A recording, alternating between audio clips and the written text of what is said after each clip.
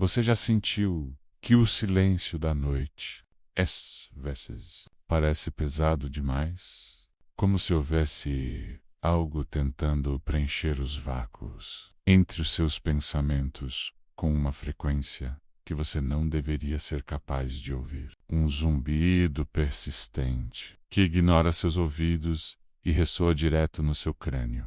H.P. Lovecraft sabia que o medo mais profundo não vem do que vemos, mas do que a nossa mente é forçada a imaginar para dar sentido ao impossível. Ele transformava cada sombra em um portal para o desconhecido. E hoje, aqui nos sussurros da penumbra, nós vamos descer os degraus de uma rua que não existe mais no mapa. Vamos ouvir uma melodia que nunca deveria ter sido composta. Uma harmonia que desafia a sanidade. Prepare-se, feche as cortinas, apague as luzes e tente não se perder no som. Deixe que a escuridão ao seu redor se torne parte da história, porque, depois disso, o silêncio nunca mais será o mesmo. A história começa em um lugar que a lógica tenta apagar da memória. Um ponto cego na geografia da alma, onde a razão simplesmente se dissolve. Paris, mas não a Paris dos cartões postais, das luzes e do romance, mas uma versão distorcida e enferrujada da cidade. Eu era um estudante de metafísica, pobre, vivendo em um estado de constante melancolia. Eu era consumido por livros proibidos e pensamentos que ninguém ousaria confessar em voz alta. Foi assim que acabei, na rua de Alzeu. Eu nunca consegui encontrá-la novamente. Por mais que tenha procurado em cada beco escuro e ladeira íngreme daquela cidade, era como se ela tivesse sido uma alucinação coletiva de um bairro esquecido. Era um lugar onde as leis da física pareciam dobradas pela idade, com paralelepípedos gastos que pareciam dentes apodrecidos saindo da terra úmida. As casas eram tão altas e inclinadas que pareciam querer se abraçar por cima da rua estreita, impedindo que a luz do sol tocasse o chão. Era um labirinto de sombras e cheiros antigos, um odor de mofo e poeira estelar que impregnava as roupas, e a alma de quem ousasse caminhar por ali. E foi lá, no topo daquela ladeira impossível, no último andar de uma estalagem decadente que rangia sob o peso de segredos inomináveis, que eu o ouvi pela primeira vez. O som não vinha apenas das paredes. Ele parecia emanar do próprio tecido do tempo, vibrando nas vigas de madeira podre do teto.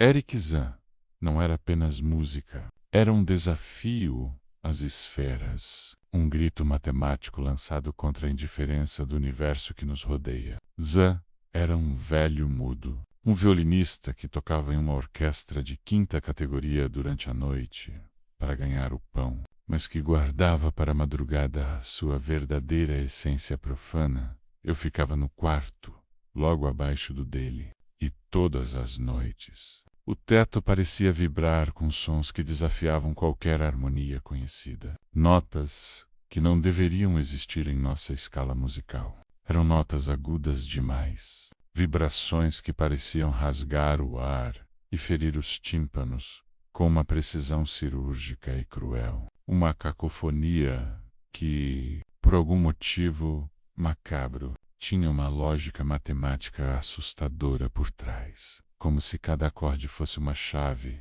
tentando abrir uma fechadura invisível no ar.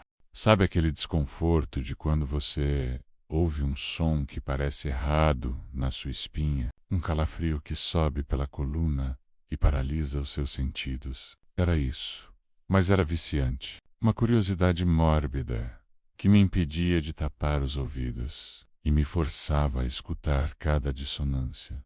Eu precisava saber quem era o homem capaz de conjurar aquele caos. Quem era o gênio ou o louco por trás daquelas cordas que choravam sangue, quando finalmente o reconheci. Vi um homem que parecia ter sido esculpido pelo próprio pânico. Um ser que vivia no limite entre o colapso nervoso e a epifania.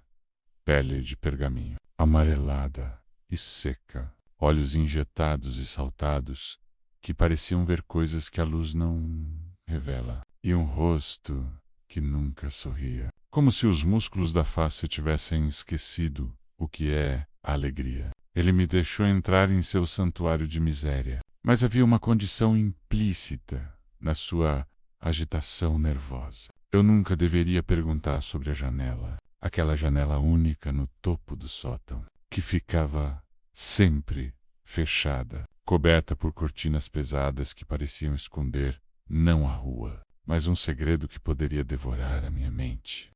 Zan tocava para manter algo afastado, uma barreira de som contra um invasor invisível que rondava as fronteiras da percepção humana. Nós, meros mortais, ouvimos música para nos sentirmos vivos. Zan tocava para que o universo não percebesse que ele existia, como um inseto que tenta se camuflar no ruído branco da criação. Uma noite, o véu caiu, o ar estava gelado, apesar de ser verão.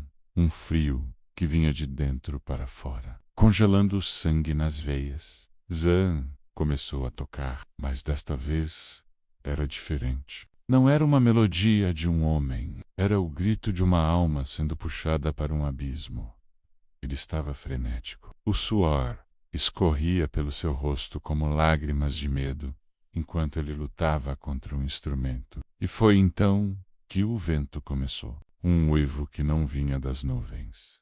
Vinha de trás da cortina, daquela janela proibida. Eu corri até a janela. Eu precisava ver. Eu esperava ver as luzes de Paris. Mas quando puxei a cortina, eu desejei ter ficado cego. Não havia Paris, não havia terra, não havia céu. Havia apenas o vácuo, uma escuridão infinita e rodopiante. O caos primordial. O som que vinha de lá era a verdadeira música, o rugido do nada. Eu olhei para Zan.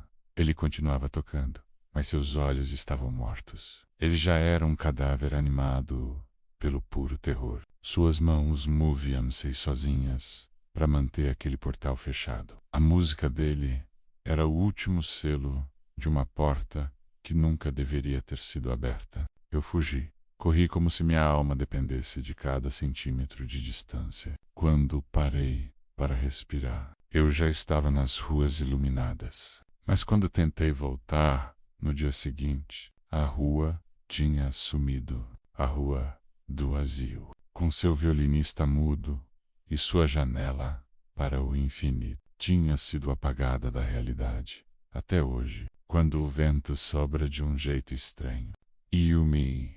Eric Zan ainda deve estar lá, tocando sua viola no escuro eterno, tentando nos proteger de algo que já está olhando para nós. Obrigado por acompanhar esse mergulho no abismo, aqui nos sussurros da penumbra. Se você sentiu o arrepio, deixe seu like, se inscreva para mais relatos do lado sombrio e comente. Você teria coragem de olhar pela janela? Lembre-se, a escuridão não gosta de ser observada por muito tempo. Ela prefere quando você fecha os olhos e acredita que está seguro. Agora pode dormir.